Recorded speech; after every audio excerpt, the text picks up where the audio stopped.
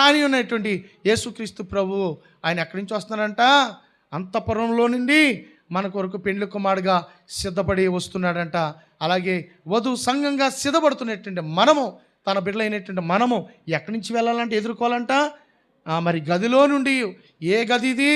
ప్రార్థన గది. కనుక ప్రియులారా, నీ హృదయమే ఒక ఆలయము దేవునికి.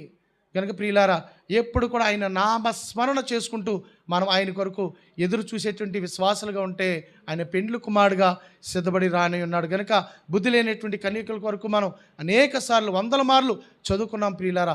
విశ్వాసం అయితే ఉంది, ఎదుర్కోవడానికి వెళ్ళారు, కానీ కొద్దిగా నిర్లక్ష్యం వల్ల ఏమైపోయారు వాళ్ళు? మరి వెనుకాడారు. కాబట్టి వారు విడవబడినట్లుగా మనం చూస్తున్నాం ప్రియులారా.